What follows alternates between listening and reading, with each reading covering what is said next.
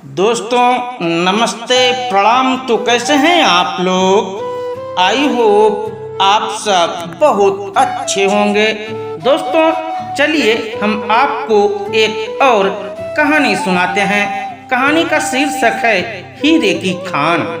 दोस्तों इससे पहले कि हम आपको कहानी में ले चलें, आप हमारे चैनल को सब्सक्राइब करें और वीडियो को एक प्यारा सा लाइक जरूर कर दें। आपके लाइक एवं सब्सक्राइब से हमें मोटिवेशन मिलता है। तो चलिए शुरू करते हैं कहानी हीरे की खान।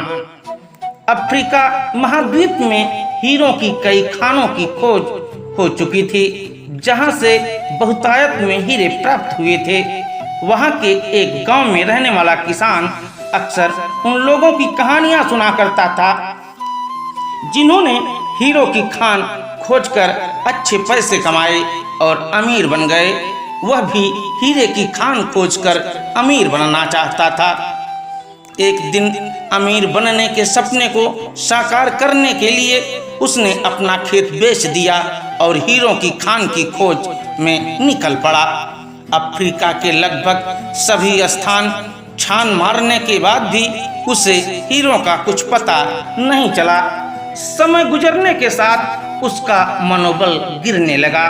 उसे अपना अमीर बनने का सपना टूटता दिखाई देने लगा। वह इतना हताश हो गया कि उसके जीने की तमन्ना ही समाप्त हो गई और एक दिन उसने नदी में कूदकर अपनी जान दे दी।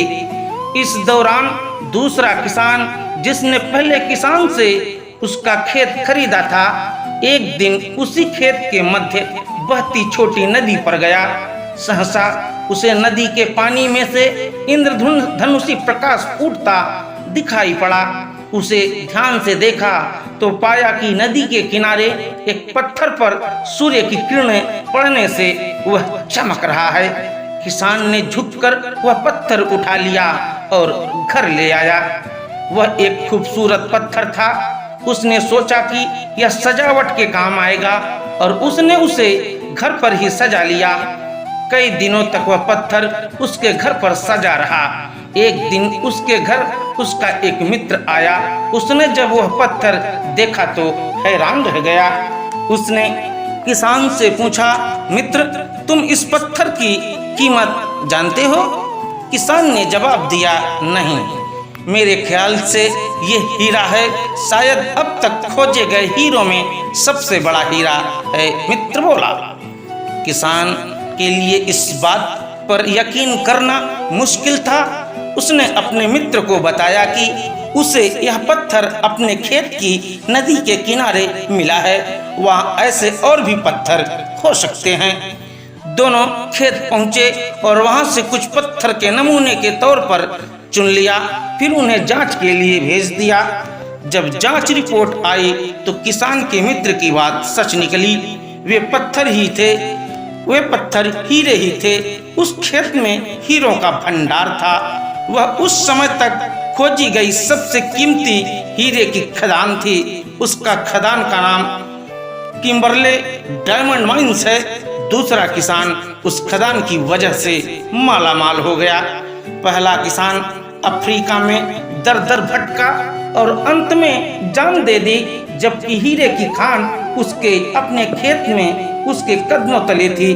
दोस्तों इस कहानी से हमें यह सीख मिलती है कि मित्रों, इस कहानी में हीरे पहले किसान के कदमों तले ही थे, लेकिन वह उन्हें पहचान नहीं पाया और उनकी खोज में भटकता रहा।